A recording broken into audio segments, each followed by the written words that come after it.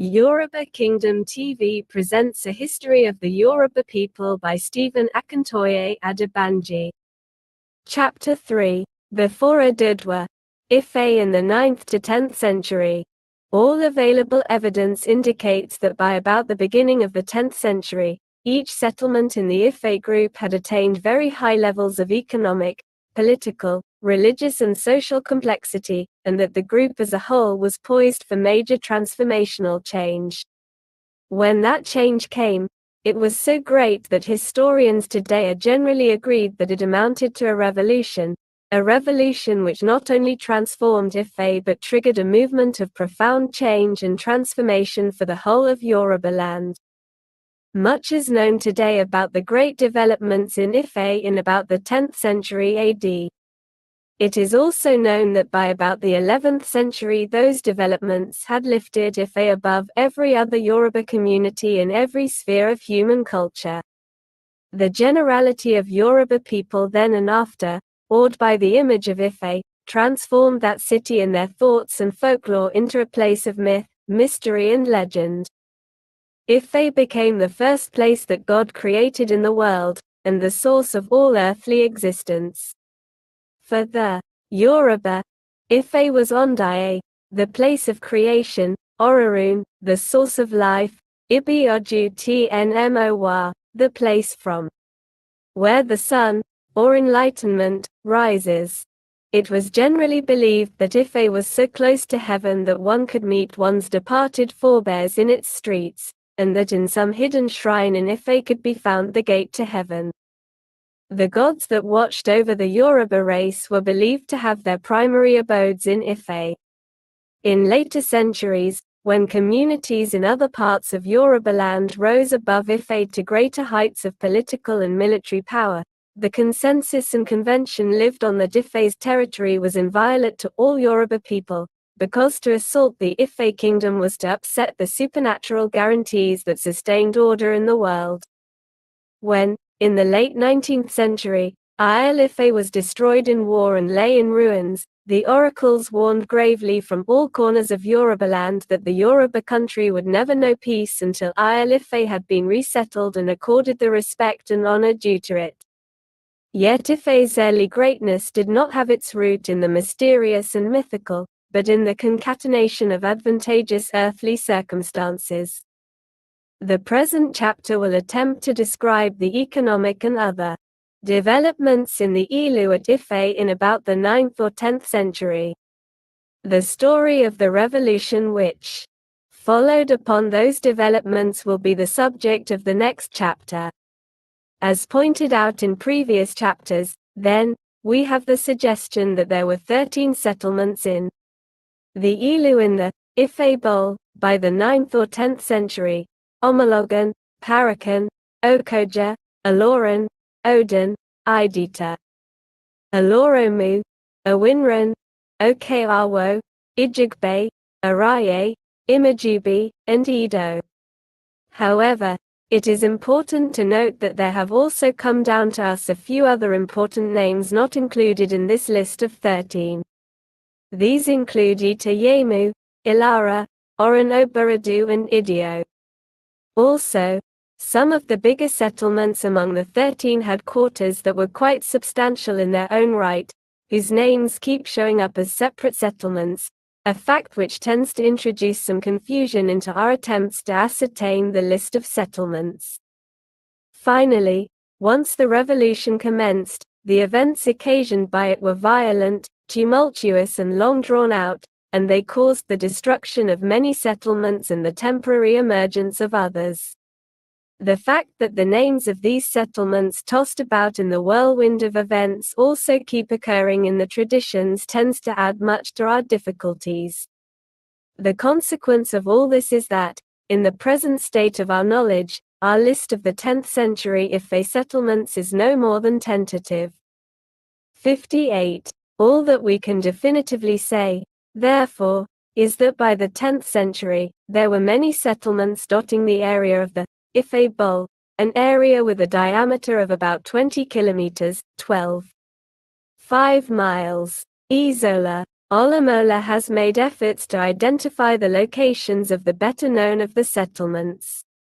One, according to his findings, Oloromu lay along a stretch of today's Ife-Ilesa Road. Idita, remembered as the largest of the settlements, lay along today's road to Makuro. Odin lay along the modern road to Ifewara. Ijugbe, Okoja and Araye were situated a few kilometers west of modern Modikeke, with Araye being the farthest southwestwards. Alare and Esije occupied the sites of today's Sabo and Eleyele, respectively. Owinran covered the area of today's Koiwo and Arona quarters. Omologan covered part of what is now the campus of Obafemi Awolowo University. Imajubi lay along the modern Ife Ondo Road on the outskirts of today's city of Ile-Ife. The sites of Edo, which is said to have been a large settlement, Oke-Awo, Aloran and Parakan, are difficult to ascertain. Each settlement comprised at least a few quarters, each quarter being an intricate complex of compounds, or agbo isle. If some physical difficulty, like a stream, a piece of marshy ground or a rock, had made it necessary to leave a sizable gap between quarters, some quarters could look like self-contained settlements in their own right. Thus, for instance, Ijugbe consisted of 4 contiguous villages, Eranyuba, Ita Asan, Iparanag and Idita consisted of 3, Alale, Alesan and Ilia. Each Agbo Isle was a large sprawling building consisting of a number of courtyards. A picture of these settlements in their last years of existence can be easily pieced together from traditions still vibrantly alive in many quarters of Ile-Ife today. Many of the Agbo Isle were very old buildings. During dry seasons, there was a lot of roof repairing and roof replacement activity in every settlement, as well as of wholesale remodeling and improvement of some of the oldest Agbo Isle. Many Agbo Isle were proudly beautiful buildings, with carved wooden posts and doors, and murals on the walls of the courtyards. Usually in preparation for festivals, the women worked on these murals, cleaning them and renewing their paint, and there was much rivalry about this. Some of the traditions claim that potsherd paving of floors was already an old practice, and that some courtyards where kings lived were so paved. Some shrines experienced more decorating and more beautifying than even the richest Agbo Isle. In every settlement, there was much activity in the building of new Agbo Isle. Food was plentiful, weddings were many. Each settlement was ruled by its own king, who was also its high priest. Each quarter in every settlement was ruled by a high chief who was subject to the authority of the settlement's king. The quarter chief performed priestly duties for his quarter. In addition to his duties in his own quarter, he also served as an advisor and assistant to the king. In the process, some of the quarter chiefs had become so exalted that their titles rang out nearly as loudly as the titles of their kings. This is yet another reason why it is sometimes difficult today, when studying the traditions relating to this era of Ife's history, to be sure which titles belong to kings and which belong to quarter chiefs. Every Agbo Isle had its own compound head, its oldest male member, who led the compound in ritual matters and dealt with small day-to-day matters peculiar to his compound. All relations in this whole system of government of a settlement were deeply rooted in religion, religious and spiritual bonds, proprieties, obligations, rituals. It is very clear in the traditions that a ruler in any of those Ife settlements of the 10th century was, much of the time, more a priest than anything else. The king, or chief, and the shrine belonged together, and the shrine was the 59. Heart of the settlement. The power of religion, the reality of supernatural sanctions, upheld and preserved the whole system. Every settlement was surrounded by intensively cultivated farmlands. As a result, the whole Ife Bowl was one expansive area, largely free of forests, crisscrossed by paths, a hub of human activities. Various kinds of crafts kept each settlement busy and generated a daily traffic of people between settlements. Each settlement had its own marketplace which opened every fourth day, and therefore women going to sell and buy were on the move between the settlements every day. The names of some of the settlements seem to indicate that they were generally recognized for certain special services. For instance, Oke-Awo roughly means, village of the herbalist or diviner, and Okoja, the settlement where the marketplace is located. While it is not known for sure whether these settlement names describe their special functions in the area, it is known that some marketplaces had become, over time, bigger centers of trade than others, so that traders came to them not only from the Ife settlements but also from settlements in more distant parts of the country. Some Ekiti traditions strongly indicate that one Ife marketplace acquired the stature of a central marketplace in the Ife area. According to Olumela, relying on some versions of these Ekiti and Ijesha traditions, such a central marketplace did exist under the name of Oya Igbamoko, and traders came to it from as far away as parts of Ekiti. In early times, the people of the Ife settlements were known collectively as the Igbo, and Igbamoko therefore probably meant, a place for the gathering of the Igbo, for buying and selling. The settlements in the Ilu at Ife were therefore very close, not only physically but in many other respects. In their day-to-day pursuits, in their commercial life, in their sharing of special services, etc. The exogamous nature of their marriages interconnected all the settlements in a giant cobweb of human relationships. Consequently, significant events in any settlement, a festival, a wedding or a funeral, drew relatives from all the other settlements. By the 10th century, each settlement had grown so old and so diversified that some marriages could be contracted between persons of the same settlement, but most persons were the offspring of mothers married from other settlements.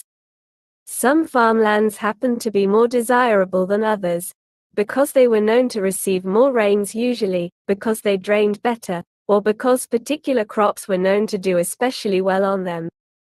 Therefore, farms belonging to farmers from different settlements tended to get interlocked in some areas, even though rigid respect for the traditional boundaries remained the norm. Some settlements became known as the leading producers of certain farm products.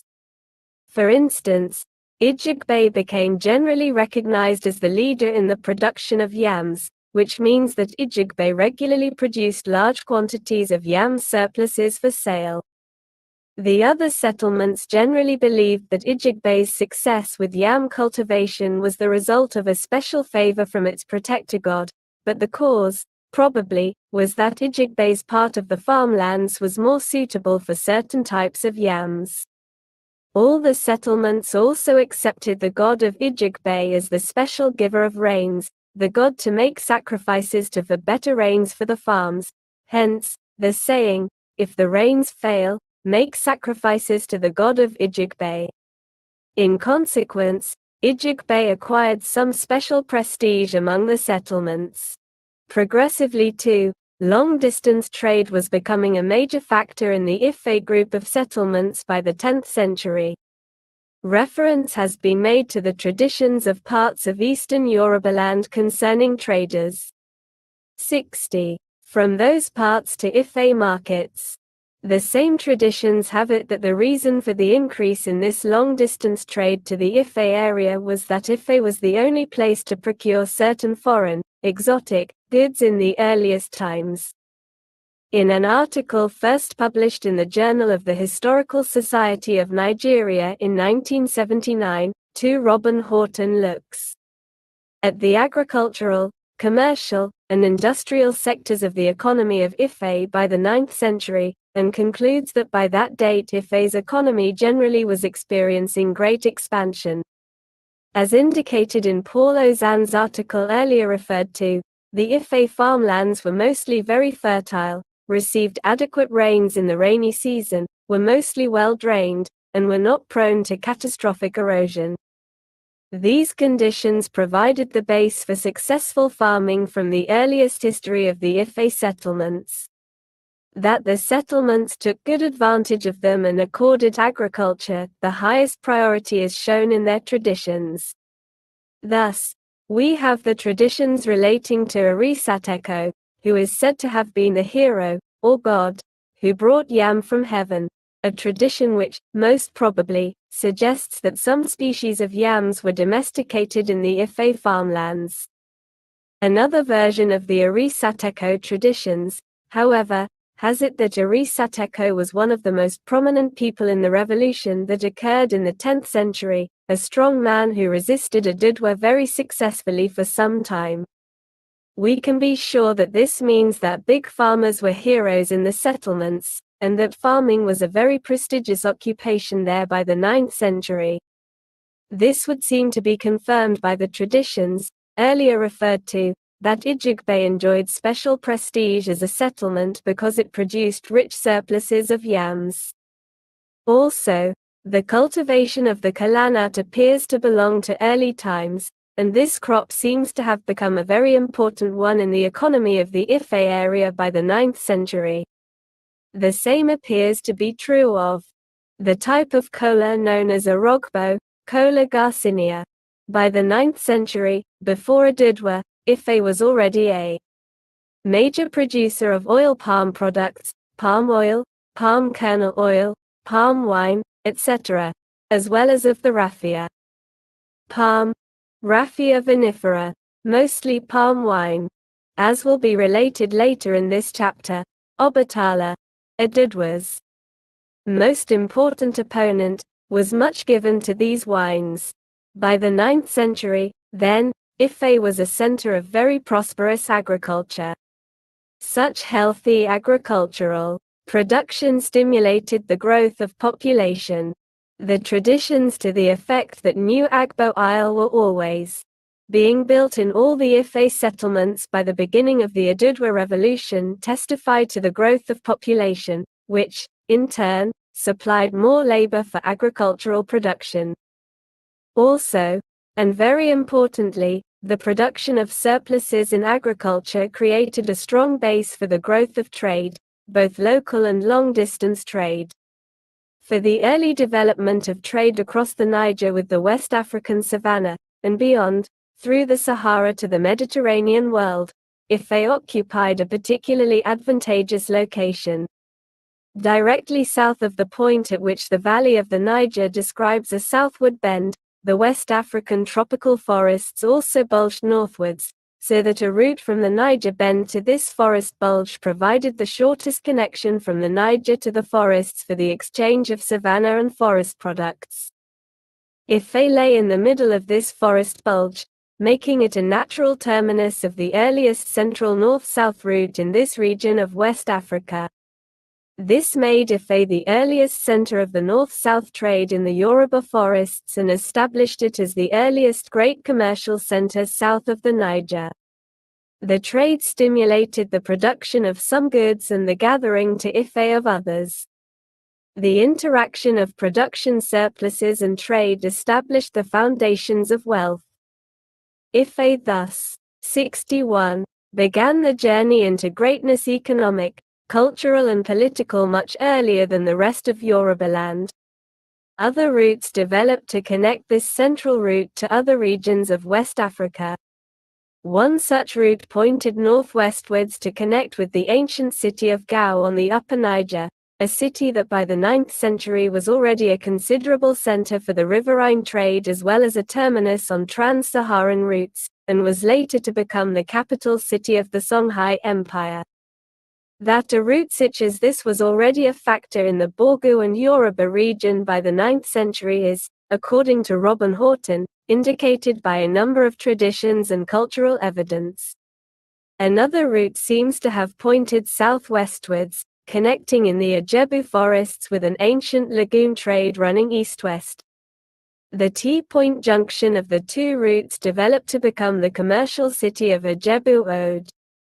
About the existence of an early east-west lagoon trade, there is much strong evidence. E. J. Alagoa has shown that a strong body of Ijo oral traditions points to the early existence of such a trade between the Ijo and the Ijebu waterside, oral traditions that seem to be confirmed by surviving traits of cultural connection between the Ijo and the people of the Ijebu waterside. Robin Horton does not mention yet another route, the one that almost certainly existed very early from Ife eastwards and southeastwards, along a general corridor consisting of the Ijesa, Ekiti and Owo countries, and that was later to provide the connection between Yorubaland and Benin. There seems to be no doubt that such a route already provided commercial and cultural links between central and eastern Yorubaland by the 9th century or earlier, as would seem to be indicated by Ijesa, Ekiti and Owo traditions, by the discovery of potsherd payments in Osi, Ekiti, and Ipol Ijesa, and by considerable evidence of links between Ife, Owo and Benin sculptural art traditions. 3. Perhaps the earliest export merchandise of Ife to the north was kalanut. The earliest scholars to study early kalanut trade in West Africa came to a conclusion that left out the Yoruba forests as a source of kalanut for the trade with the savannah. They postulated that the principal type of kalanut involved in the trade was the Kola nitida, Goro, which existed in the western parts of the West African forests, modern Ghana, etc., but not in the Yoruba forests, and that the typical Yoruba type of kalanut obi abata was not a significant part of the trade. They also thought that the principal route of the kalanut trade started around Kumasi in modern Ghana and ran through the Niger Bend to Hausaland, bypassing Yorubaland. In more recent times, however, these opinions have undergone some serious modifications. Babatunde Aguirre has pointed out that Kola acuminata was also almost certainly a very significant item in the trade, as was perhaps also a rogbo. For this would make Ife a major player in the kalanut trade. Horses from the north were almost certainly also a part of this early trade. Some historians used to think that horses did not feature in the trade of the savannah with the forests until about the 16th century, but many scattered pieces of evidence now seem to contradict that view. The presence of a horse's head as a motif in ancient Igbo ukwu brass art indicates quite strongly that horses were indeed known in the forests south of the Niger from quite early times. That conclusion is supported by some evidence from Yoruba traditions. Particularly strong evidence is found in the mention of horses in at least one verse of Odu Ifa. A strong body of Ife royal traditions is unambiguous that horses played a significant part in the import trade of Ife during the reign of Adudwa, in the late 10th or early 11th century. One Oriki of Abokan, Adudwa's grandson and founder of the Alesa kingdom, describes him as Okan Rin Dudu Ori Essen, Black Rider. 62. On a horse. And some very ancient shrines in parts of Yorubaland had sculptures representing deities riding on horses. It is also known that some centuries after Adudwa's time, the rulers of the Benin kingdom in the deep southeast used horses, partly as prestige items, but partly also for very important communication. In spite of the difficulties created by the tsetse fly, horses appear to have been a regular part of the penetration of savanna animal species from beyond the Niger to Yorubaland from very early times. The most probable conclusion, then, is that the tsetse fly did not totally exclude horses, it only made them rare, and for that reason horses were prestige possessions of rulers and of the most important shrines. Ife most probably had a monopoly of the trade in horses in Yorubaland for a long time, which would account for the Southern Ekiti proverb that he who desires to own a horse must buy one from heaven through Ife. Ife also seems to have been a major center for the earliest distribution of salt in the Yoruba interior, salt produced by processing seawater in various parts of the coast, mostly by the Ijebu, Itsekiri, Alaje and Ijo, and imported into Yorubaland through the Ijebu coastal towns. Salt from the Sahara later came to enhance the volume of salt in Yorubaland. Dried fish from the coast appears also to have been a major item of the ancient trade, and so was palm oil sold to the savanna lands in the north. Ekiti and Ijesa traditions also indicate that Ife was the earliest market in which to procure leather and leather goods, as well as exotic herbs and herbal preparations from the savanna and the Sahel, and potash from the Sahara. The use of cowrie shells, OOAO, as currency had very probably begun in the Ife market before the 9th century. Widespread Yoruba traditions point to the Ife as the first users of cowries in Yorubaland, a fact indicating that the earliest cowries came through the trans-Saharan routes. Imported from the Indian Ocean through the Middle East, cowries were used in Ife not only as money but also as ritual jewelry and ritual decoration. Cowries seem to have quickly spread over the Yoruba and Edo forests, to be imported also through the coast by the Portuguese after the coming of European trade centuries later. 5. By the 9th century, then, Ife was a center of considerable agricultural and commercial prosperity. But Ife was also prospering as a center of industrial production and already experiencing increasing manufactures of iron, beads and various other products that were to make it by the 12th century the greatest manufacturing and artistic center in the West African forests. For the existence of a very strong iron industry in Ife by the 9th century, before Adidwa, the evidence is unambiguous. Ife appears, indeed, to have already become the major center of iron production in much of West Africa by that date, as well as a supplier of raw iron and iron manufactures, tools, implements, artifacts, to much of Yorubaland. The shrine of Ogunladen, deified blacksmith of Adidwa, in front of the Uni's palace, has a pear-shaped hundredweight of wrought iron which was made in Adidwa's time. This, clearly, is a work of very skilled blacksmiths, a level of skill which already existed before Adidwa. Abundant evidence of a vibrant early iron industry has been found in other parts of Ife. For instance, excavations by P. Garlake at Obalara's land and at Woye Isiri have revealed, among other things, large quantities of iron nails, some of which seem to have been used in some large wooden construction. Even more importantly, the Garlake excavations unearthed iron slag and tuyes, clay pipes through which air was passed into furnaces, clear evidence of an iron smelting industry. And, as it would seem, we do not have to look far to discover the source of the iron-bearing rock clay for a smelting industry in Ife. Paul Ozan points to iron stone quarries in both the southeast and northwest outskirts of the 63 ancient city, from which raw materials were dug for smelting.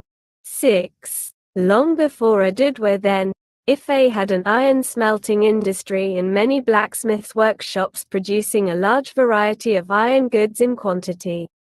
Such a strong base for the production of farming tools and iron was one of the major factors which boosted agriculture, which then had serious impacts on population growth and the expansion of commerce. But the production of large varieties and quantities of iron products must have impacted almost all areas of life, the volume and quality of agboil construction, plastic art in all mediums, long-distance travel and, eventually, the political ordering of the Ife group of settlements.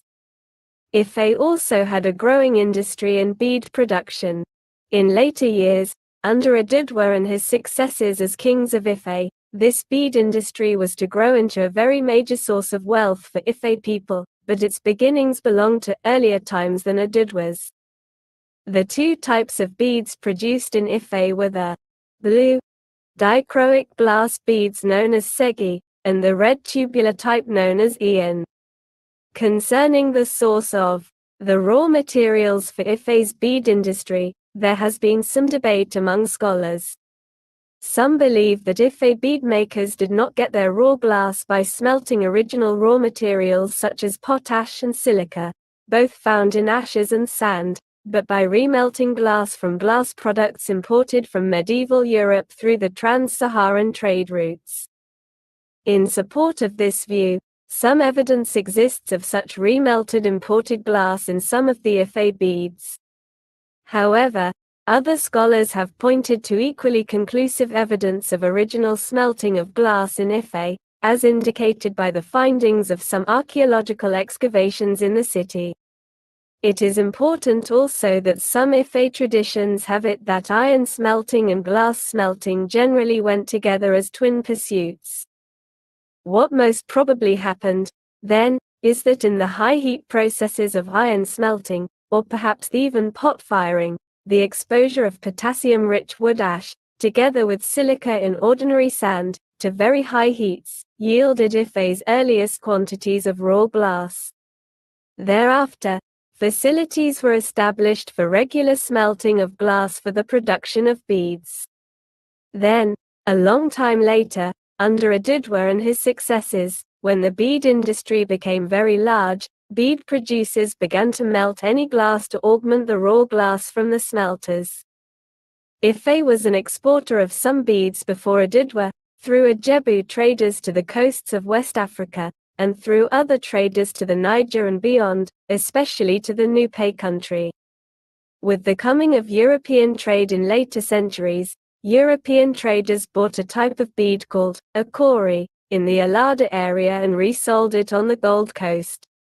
It has now been suggested that this akori bead was in fact Segi bead from Ife. Besides these manufactures, Ife was also an early and major center of production of cloth, pottery products, oil palm products, raffia products, certain types of mats, raffia woven baskets commonly used as containers in long-distance trade, herbal preparations, etc. All in all, then, by the 9th and 10th centuries, Ife was a great and growing economy, certainly the richest and most dynamic place in the whole of the Yoruba forests. Even in these very early times, Ife was already a place of considerable artistic activity. In a recent monumental work on Yoruba art history written by Henry Druell, John Pemberton and Roland Abiodun, the following stages and eras in the development of art in Ife have been proposed. Archaic era, before AD 800. 64. Pre-pavement era, 800–1000. Early pavement era, 1000–1200. Late pavement era, 1200–1400. Post-pavement era, 1400–1600. Stylized humanism era, 1600. The present 7. Of these eras, only the first two concern us in this chapter. During the Archaic era and the pre-pavement era, that is the centuries from about 350 BC, when the first Ife settlements arose, to about 1000 AD, the people of the many small settlements in the Ilu in Ife decorated their lineage compounds and shrines with wall murals and paintings, as well as with carved and painted wooden posts and carved doors. They also produced beautiful clay figurines, as well as carvings in stone, and molded iron figurines. Most of these, almost certainly, for decorating community shrines, Agbo Isle shrines, and the abodes of rulers. Some of their stone sculptures were studded with iron nails, a sort of artistic expression whose purpose remains unknown to us. The Ife people of this period, especially the later centuries of the period, appear to have initiated the practice of beautifying some floors and courtyards by paving them with potsherd, pieces of broken pottery, and stones. Some of their most important shrines, and the abodes of some of their rulers, were, according to Ife traditions, decorated in this way. Probably by, or before, the 10th century, some art in bronze or brass casting may have begun in the Ife settlements. Many archaeologists and historians believe that bronze, Brass casting did not start in Ife until about the early 11th century, but this is probably because much of the bronze, brass art of Ife has not been dated. At Igbo-Ukwu, east of the Niger in the same forest zone as Ife, clear 9th century dates for bronze, brass casting have been obtained. Since it is fairly certain that the copper for bronze, brass casting at Ife and Igbo-Ukwu were importations into West Africa, it seems very probable that both places obtained the raw materials and practiced bronze, brass casting at about the same time. By the 10th century, Ife had, as earlier pointed out, become a market of considerable importance as a terminus of the trans-Saharan trade, the early source of copper imports to West Africa. At any rate, the very high quality of Ife bronze, brass art by the 11th century seems to be positive proof of some earlier beginning than the 11th century. The growth in population in Ife by the 9th century increased the sizes of the settlements, and growing prosperity enhanced the quality of life in many ways. Very importantly also, Ife's prosperity attracted increasing numbers of people into the area. Many of these were traders and others who ended up becoming members of the existing compounds and lineages, but increasing numbers were not getting so absorbed but tended to constitute a sort of floating population. Also, small coherent groups came, seeking to establish settlements and share in the prosperity of the Ife area. In the face of all these developments, the traditional political arrangements in the Ife Bowl could not possibly survive for much longer. From their various beginnings, each of these settlements had managed its own affairs as an autonomous kingdom religiously, so respected by, and respectful of, its neighbors. The traditional political leaderships clung tenaciously to this old order of things, but clearly the old order was due for radical change. 65. At first, and for some time, according to the traditions, the people in control of the old order compromised a little by allowing some change. The kings of the settlements worked out some system of cooperation among themselves, a sort of alliance, or confederacy, according to Abiod and Adeban, over which one of them presided as a sort of chairman. The details of this arrangement are not very clear, but, according to Adeban, the alliance was a very loose one. Membership was voluntary, and it was presumed that any of the kings could pull out at will. No central chieftaincy institution was ever considered, and every kingdom kept its autonomy and separate existence.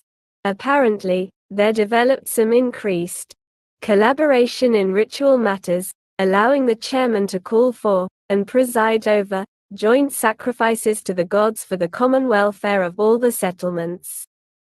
But the chairmanship was not permanent but rotational, so that when the chairman died, the position passed to the king of another settlement. The oldest one among the kings, according to some traditions, was elevated to the vacant position, an arrangement which tended to make the chairmanship change hands frequently, thus guaranteeing that no chairman would develop undue ambitions. So far were the kings ready to go and no further. 8. As it turned out, this arrangement proved very unstable. Even soon after its inception, conflicts surfaced. The first chairman of the alliance, according to most versions of the traditions, was Oronfe, ruler of the Ora settlement. He soon confronted some major challenge to his leadership. The nature of the challenge is not clear. Probably he found that some of the kings and their settlements would not accept his leadership in certain matters, or even that some of them conspired to replace him or abolish the alliance. According to the traditions, he survived the challenge and secured the support of the majority of the kings and settlements. A minor conflict seems to have occurred, since the traditions describe Oronfe's supporters as running through all the settlements proclaiming, Agbogbo ilu oo here, all people in this ilu, emo soni to Oronfe o Oronfe has no rival, ora lo moanife o Oronfe is undisputed leader in all Ife, ilu Agbogbo, or Alo in Ife. Let all in the Ilu hear that. Most of the kings who occupied the position of chairman after Oronfe do not appear to have fared well at all. The last of them was Obatala. In the very many traditional accounts of the events of these times in the history of Ife, the image of Obatala is generally a very unflattering one. Most versions of the traditions represent him as an alcoholic who was in the habit of getting drunk and falling into a stupor when he was needed to attend to important matters. Some versions represent him as a man crippled by some bodily deformity. It is difficult to miss in these traditions the tone of contempt for the leaders of this alliance arrangement. Almost certainly, what these traditions are trying to convey is that the system of alliance was grossly inadequate for the needs of the times, and that the men who led the alliance were incompetent. Ife was ripe for real change. 66. This marks the end of this chapter. Join us in the next stream for the next chapter.